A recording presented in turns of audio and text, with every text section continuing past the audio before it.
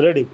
अध्यक्ष महोदय, सबसे पहले मैं अपने माननीय कार्यकारी पार्षद महोदय का, जिन्होंने बजट भाषण दिया है और अपनी नीतियों की घोषणा की है, उनके बारे में उनको हृदय से बधाई देना चाहती हूँ।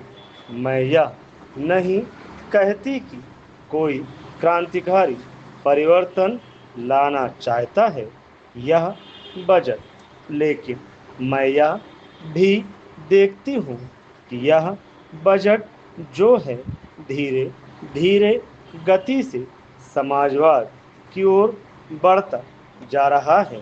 अपनी नीति से यह भूतकाल और वर्तमान दोनों को एक कड़ी में मिलाकर हमें उज्जवल भविष्य की ओर ले जाता है, ऐसा मुझे कहना है।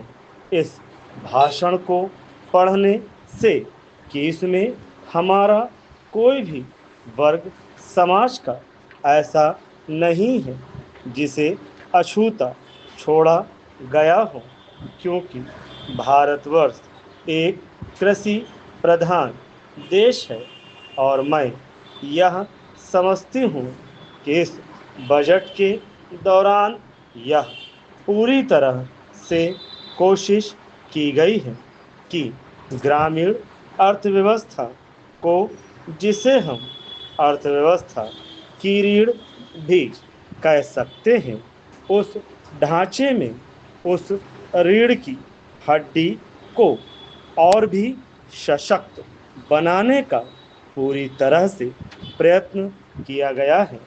हमारे ग्रामीण भाइयों के लिए जो कोशिश की गई है इस बजट के अंतर्गत, वह है उनको सिंचाई के लिए कुएं गांवों में उनके लिए पक्की सड़कें, जिससे उनके खेत और घर दिल्ली के साथ जोड़ने की कोशिश की गई है। जितनी भी इसमें व्यवस्था की गई है उससे ग्रामीण भाइयों को बड़ी भारी सहायता मिलेगी। उसके अतिरिक्त ग्रामोद्योग के द्वारा जो रोजगारी का प्रबंध किया गया है उससे भी ग्रामीण अर्थव्यवस्था को एक बहुत बड़ी सहायता मिलेगी। पैराग्राफ 6। मैं इनका ध्यान इस ओर दिलाना चाहती हूँ कि जहाँ तक शिक्षा का संबंध है, इस बजट में कोई विशेष प्रावधान नहीं किया गया है।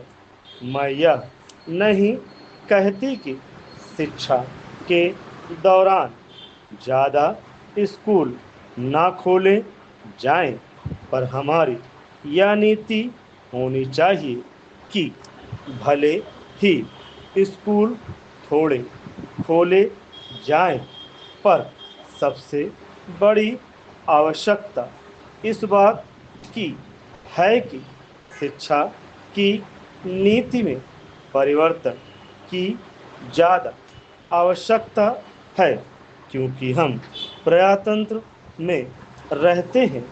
प्रजातंत्र को अगर हमें सफल बनाना है तो सबसे पहले हमें ऐसे नागरिक चाहिए जिन्हें अपने अधिकारों और अपने कर्तव्यों का भली भांति ज्ञान हो। शिक्षा की वर्तमान नीति से हम अपने अधिकारों के प्रति ज़्यादा सजग होंगे और कर्तव्यों के प्रति बिल्कुल सजग नहीं होंगे।